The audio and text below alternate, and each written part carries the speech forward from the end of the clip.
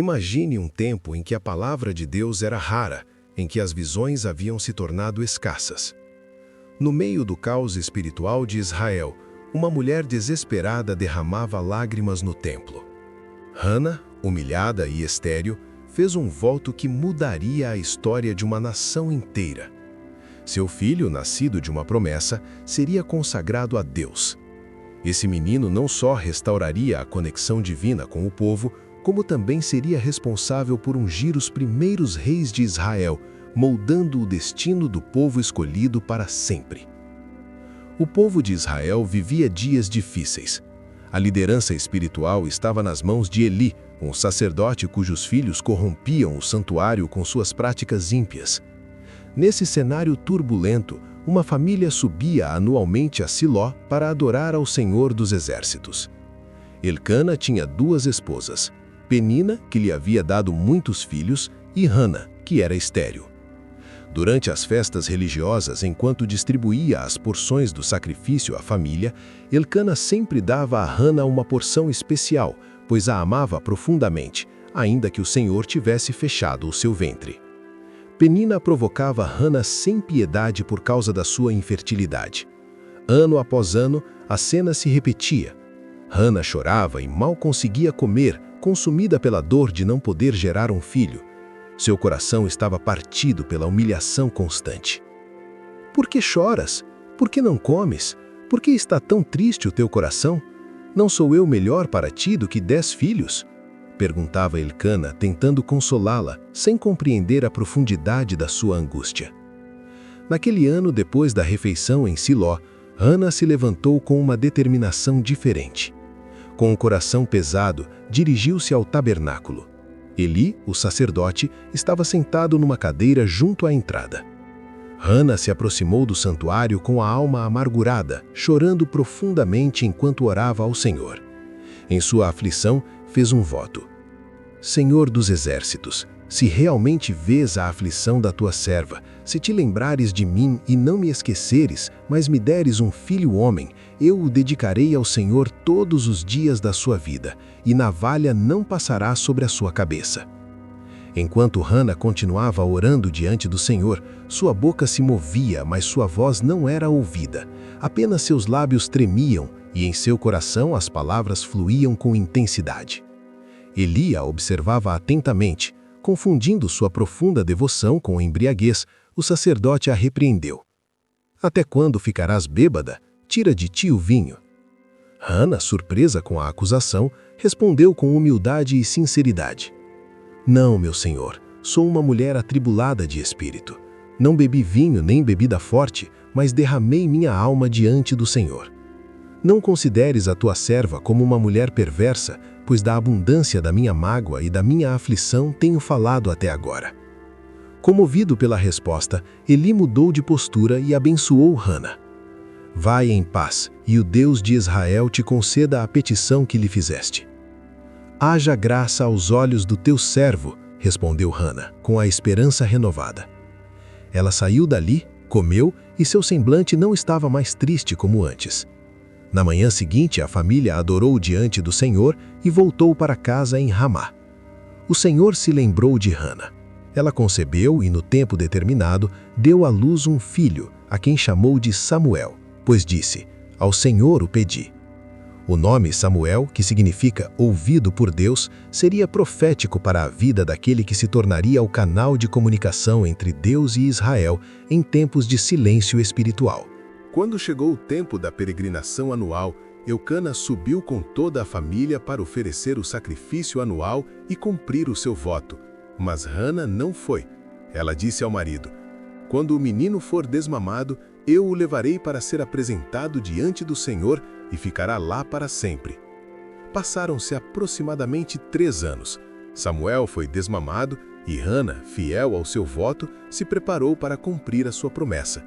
Com o coração dividido entre a alegria de honrar o compromisso com Deus e a dor da separação iminente, subiu a Siló, levando consigo o pequeno Samuel. Levaram também um novilho de 3 anos, um éfa de farinha e um odre de vinho. Embora o filho ainda fosse pequeno, foi levado à casa do Senhor em Siló. Depois de oferecer o sacrifício, Hana se aproximou de Eli.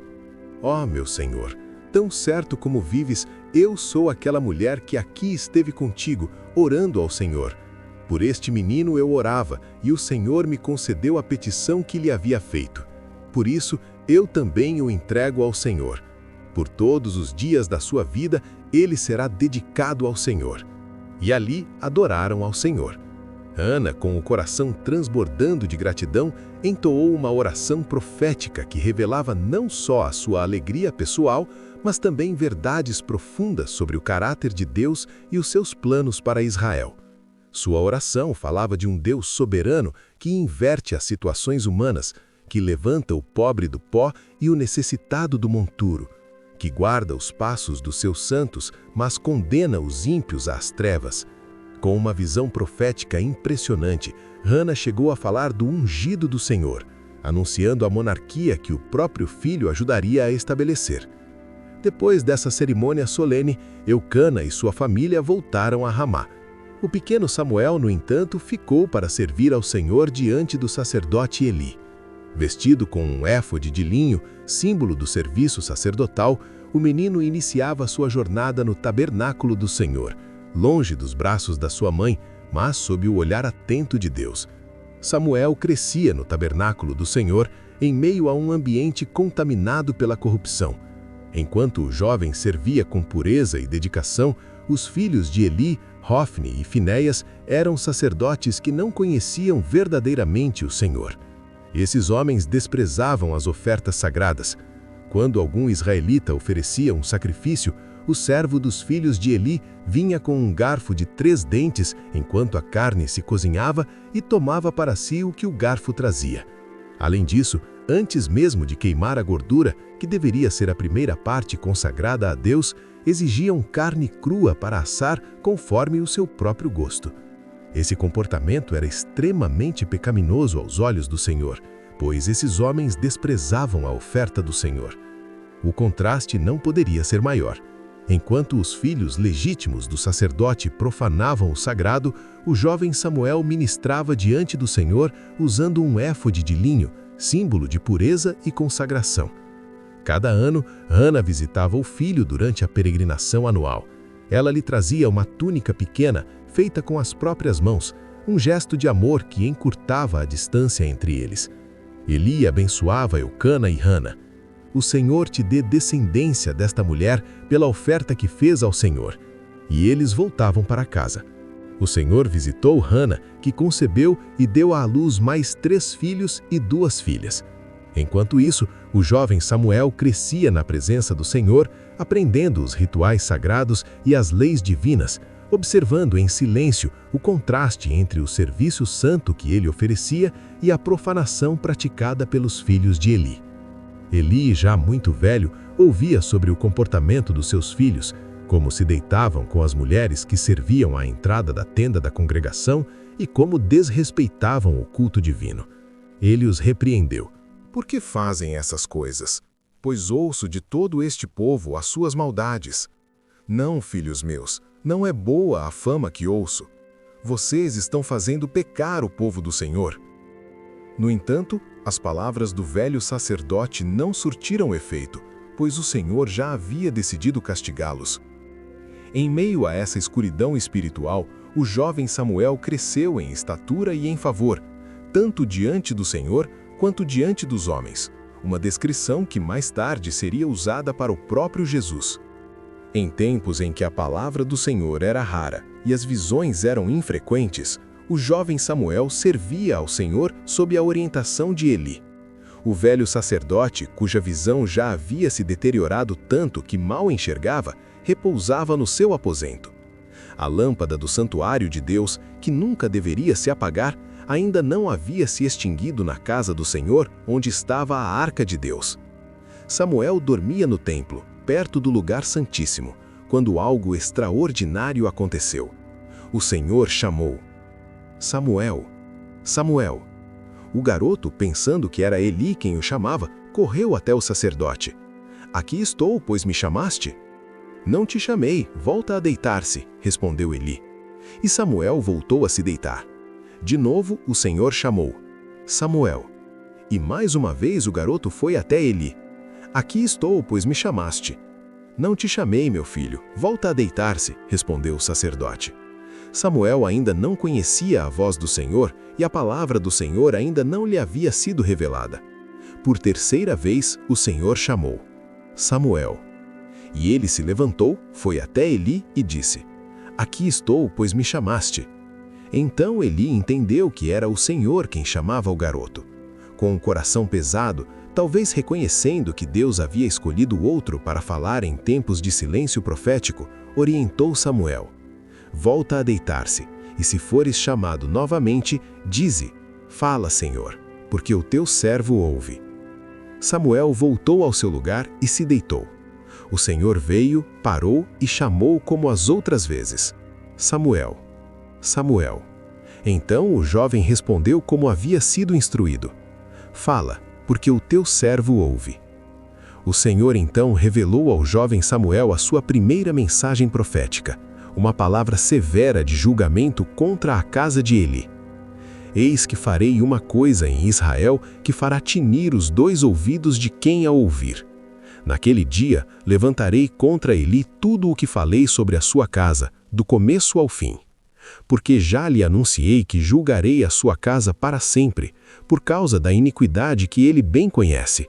Pois os seus filhos se fizeram desprezíveis, e ele não os repreendeu com firmeza. Samuel permaneceu deitado até o amanhecer, agitado por dentro com o peso da mensagem que havia recebido. Como poderia ele, apenas um jovem, transmitir palavras tão duras ao homem que o havia criado e instruído? Como dizer a Eli que a sua linhagem sacerdotal estava condenada? Quando chegou a manhã, Samuel se levantou e abriu as portas da casa do Senhor com o coração pesado. Temia contar a visão a Eli, mas o velho sacerdote o chamou: Samuel, filho meu. Aqui estou, respondeu o jovem, se aproximando com apreensão. Qual é a palavra que o Senhor te falou? Peço-te que não me escondas nada. Assim te faça Deus e ainda acrescente, se me ocultares alguma coisa de tudo o que ele te disse. Diante do pedido direto, Samuel não pôde se esquivar. Com voz trêmula, mas clara, contou tudo sem esconder nada. A mensagem era devastadora. O julgamento viria sobre a casa de Eli, porque os seus filhos blasfemaram contra Deus. E ele, sabendo disso, não os repreendeu com a devida firmeza. Eli, ouvindo a terrível profecia, não demonstrou revolta nem negação. Com a sabedoria e a resignação que vem da idade, respondeu: É o Senhor, que faça o que bem lhe parecer. A resposta do velho sacerdote surpreendeu Samuel. Não havia raiva nem ressentimento, apenas aceitação da soberania divina. Mesmo enfrentando o anúncio do fim da sua linhagem sacerdotal, Eli se submeteu à vontade do Senhor. Não demorou para que o julgamento anunciado por Samuel se cumprisse. Os filisteus guerrearam contra Israel. Na primeira batalha, Israel foi derrotado, perdendo cerca de 4.000 homens. Os líderes, confundindo o símbolo com a presença divina, trouxeram a arca da aliança do Senhor ao campo de batalha, acompanhada por Hofni e Finéias. Na batalha seguinte, Israel sofreu uma derrota ainda maior. 30.000 homens caíram. Os filhos de Eli morreram, e a arca foi capturada pelos filisteus. Quando a notícia chegou a Siló, Eli, já com 98 anos, caiu da cadeira para trás e quebrou o pescoço, morrendo instantaneamente. A esposa de Finéias, ao ouvir que a arca havia sido tomada e que seu sogro e marido estavam mortos, entrou em trabalho de parto e morreu depois de dar à luz, nomeando o filho de Icabode, que significa a glória se foi de Israel. Os filisteus levaram a arca do Senhor para Asdod, colocando-a no templo do seu deus Dagom. Na manhã seguinte, encontraram a estátua de Dagom caída diante da arca. Recolocaram-na no lugar, mas na manhã seguinte, Dagom estava novamente prostrado, desta vez com a cabeça e as mãos quebradas. Uma epidemia de tumores afligiu os habitantes de Asdod. Levaram a arca para Gate, mas ali também o povo foi castigado. Enviaram-na para Ecrom, mas os ecronitas reclamaram: trouxeram para nós a arca do Deus de Israel para nos matar, a nós e ao nosso povo. Depois de 7 meses de aflição, os filisteus consultaram os seus sacerdotes, que aconselharam a devolução da arca como uma oferta pela culpa, 5 tumores de ouro e 5 ratos de ouro, conforme o número dos seus príncipes. Colocaram a arca sobre uma carroça nova, puxada por 2 vacas que nunca haviam sido submetidas ao jugo e cujos bezerros foram separados delas. Se as vacas subirem pelo caminho de Bet-Semes, disseram, saberemos que foi o Senhor quem nos feriu. Caso contrário, foi apenas uma coincidência. As vacas seguiram diretamente para Bet-Semes, mugindo pelo caminho sem se desviar. Os israelitas de Bet-Semes receberam a arca com alegria, oferecendo holocaustos ao Senhor. Entretanto, alguns olharam dentro da arca, desrespeitando a sua santidade, e o Senhor feriu 70 homens. Com medo, enviaram mensageiros a Quiriate-Jearim, pedindo que levassem a arca, onde ela permaneceu por 20 anos. Durante esse tempo, Samuel cresceu e se estabeleceu como profeta. Vendo que Israel suspirava pelo Senhor, convocou o povo. Se de todo o coração vos converterdes ao Senhor, tirareis os deuses estranhos e as astartes do meio de vós. Preparareis o vosso coração para o Senhor e servireis somente a Ele. Então sereis livres das mãos dos filisteus. O povo tirou os ídolos e serviu somente ao Senhor. Samuel os reuniu em Mispa para interceder por eles. Derramaram água como símbolo de arrependimento e confessaram: pecamos contra o Senhor. Quando os filisteus atacaram, Samuel ofereceu um sacrifício e clamou ao Senhor, que truejou fortemente, confundindo os filisteus, que foram derrotados. Samuel erigiu uma pedra e a chamou de Ebenezer, dizendo: até aqui o Senhor nos ajudou. Com o passar dos anos, Samuel envelheceu e constituiu seus filhos, Joel e Abias, como juízes em Berseba. No entanto, eles não seguiam os seus caminhos, aceitavam subornos e pervertiam a justiça. Os anciãos de Israel se reuniram e vieram a Samuel em Ramá. Tu és velho e teus filhos não andam nos teus caminhos. Constitui-nos, pois, agora um rei que nos julgue, como tem todas as nações.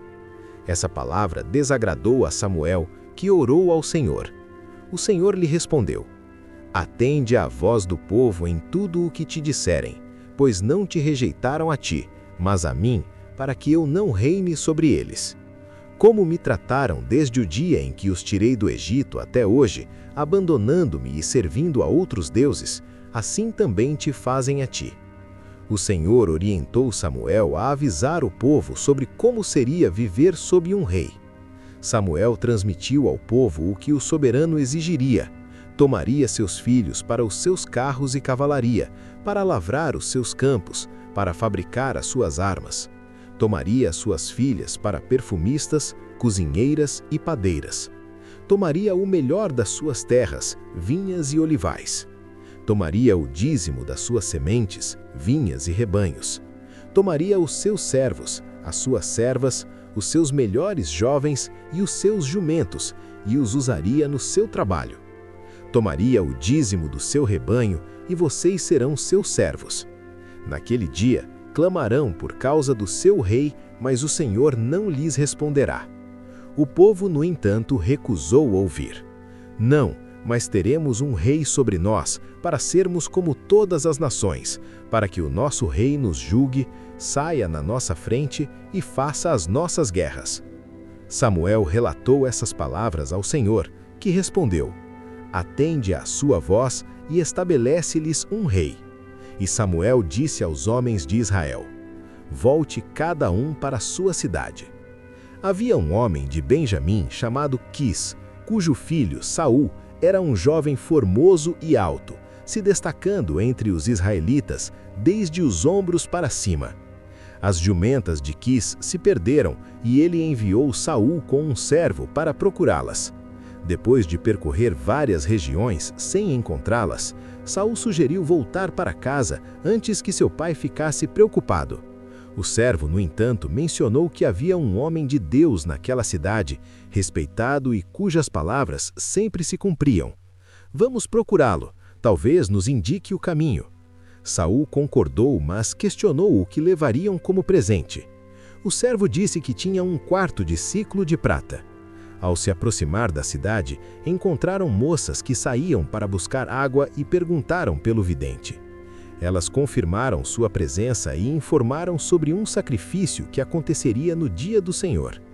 No dia anterior, o Senhor havia revelado a Samuel: amanhã, a esta hora, enviarei a ti um homem da terra de Benjamim, ao qual ungirás como príncipe sobre o meu povo Israel.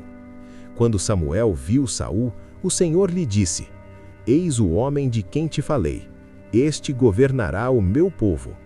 Saul se aproximou de Samuel na entrada da cidade e perguntou onde ficava a casa do vidente. Samuel respondeu: eu sou o vidente. Sobe comigo ao alto e come hoje comigo. Amanhã te despedirei e declararei tudo o que está no teu coração. Quanto às jumentas que se perderam há 3 dias, não te preocupes, pois já foram encontradas. Saul ficou surpreso. Não sou eu, benjaminita, da menor das tribos de Israel? Por que me falas assim? Samuel levou Saul e o seu servo para a sala do sacrifício, deu-lhes o lugar de honra entre os convidados e ordenou que lhes servissem a porção especial que havia reservado. Depois de um jantar e uma longa conversa no terraço, recolheram-se. Na manhã seguinte, ao raiar o dia, Samuel chamou Saul ao terraço. Levanta-te, para que eu te despida. Samuel pediu que o servo seguisse na frente. Então tomou um frasco de azeite, derramou-o sobre a cabeça de Saul, beijou-o e disse: não te ungiu o Senhor como príncipe sobre a sua herança? Samuel deu a Saul 3 sinais que confirmariam a sua unção. Encontraria 2 homens junto ao sepulcro de Raquel, que lhe diriam que as jumentas foram encontradas. Depois encontraria 3 homens subindo a Betel que lhe dariam 2 pães. Finalmente, chegando a Gibeá de Deus, encontraria um grupo de profetas descendo do alto, precedidos de instrumentos musicais, profetizando. O Espírito do Senhor virá sobre ti, disse Samuel, e profetizarás com eles e serás transformado em outro homem. Quando esses sinais se cumprirem, faze o que a tua mão encontrar para fazer, porque Deus está contigo. Tudo aconteceu como Samuel havia previsto. Quando Saul se encontrou com os profetas, o Espírito de Deus se apoderou dele e ele profetizou entre eles. Os que o conheciam se admiravam. O que aconteceu com o filho de Quis? Está também Saul entre os profetas? Daí surgiu o provérbio: está também Saul entre os profetas? Depois de profetizar, Saul foi ao alto. Seu tio lhe perguntou onde havia estado, e ele respondeu que foram procurar as jumentas e que, sem encontrá-las, consultaram Samuel.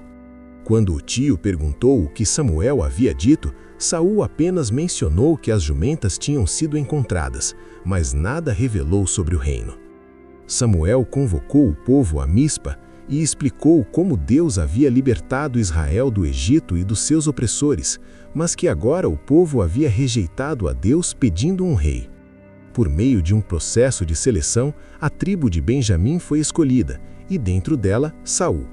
Quando o procuraram, estava escondido entre a bagagem. Trouxeram-no ao meio do povo, onde se destacava pela sua altura. Samuel disse: vejam quem o Senhor escolheu. Não há ninguém como ele em todo o povo.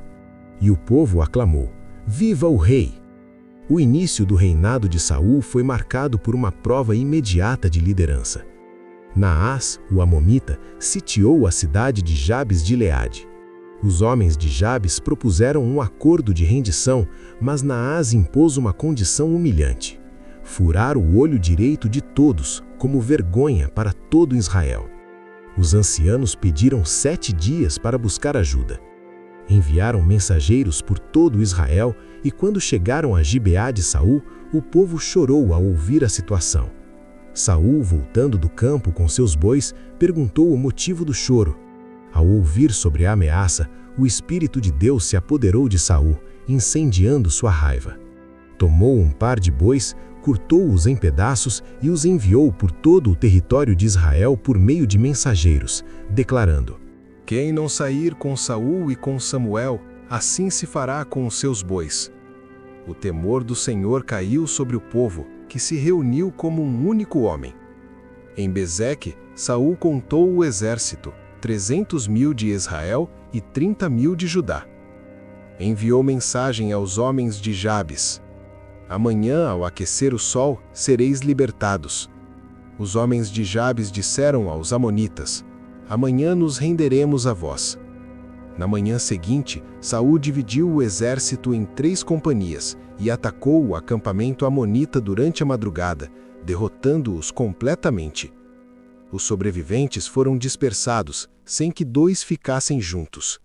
O povo queria matar os que haviam desprezado Saul inicialmente, mas ele declarou: Hoje ninguém morrerá, porque o Senhor realizou a libertação em Israel.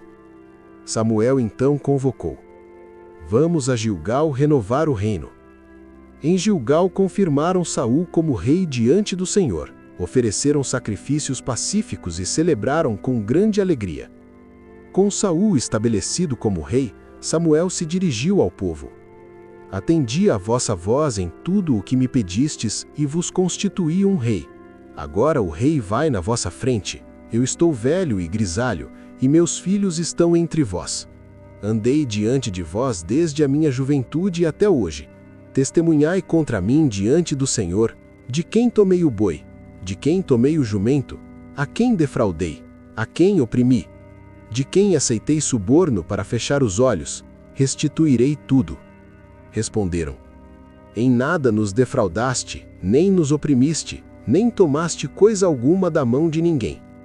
Samuel continuou: O Senhor é testemunha contra vós, e o seu ungido é testemunha hoje de que nada houve em minha mão. É testemunha, disseram. Samuel então recordou a história de Israel, como Deus havia enviado libertadores quando o povo clamava, mas que agora tinham rejeitado a Deus como rei. E os advertiu: Se temerdes ao Senhor, o servirdes, ouvirdes a sua voz, e não fordes rebeldes à sua palavra, então vós e o rei que reina sobre vós seguireis ao Senhor, vosso Deus. Mas se não ouvirdes a voz do Senhor, a sua mão será contra vós. Para confirmar as minhas palavras, clamarei ao Senhor que enviará trovões e chuva nesta época de colheita do trigo, para que vejais a vossa maldade em pedir um rei. Samuel clamou ao Senhor, que enviou trovões e chuva naquele dia. Todo o povo temeu grandemente ao Senhor e a Samuel, dizendo: Ora por teus servos ao Senhor, teu Deus, para que não morramos, pois a todos os nossos pecados temos acrescentado este mal de pedir um rei. Samuel respondeu: Não temais, vós cometestes todo este mal, mas não vos afasteis de seguir ao Senhor. Antes, servi-o de todo o vosso coração. Não vos desvieis atrás das vaidades que não aproveitam nem libertam, porque vaidades são. O Senhor, por amor do seu grande nome, não abandonará o seu povo. E quanto a mim, longe de mim pecar contra o Senhor, deixando de orar por vós. Antes vos ensinarei o caminho bom e reto. Temei ao Senhor e servi-o fielmente de todo o vosso coração, pois vede quantas grandes coisas ele fez por vós. Se ao contrário persistirdes em fazer o mal, perecereis vós e o vosso rei. Com essas palavras, Samuel se afastou como juiz principal, mas continuou como profeta e conselheiro. Uma nova era começava em Israel, com a monarquia estabelecida. Samuel, o último dos juízes e o primeiro dos profetas da era monárquica, havia cumprido a sua missão, preparando o caminho para o futuro de Israel sobre os seus primeiros reis.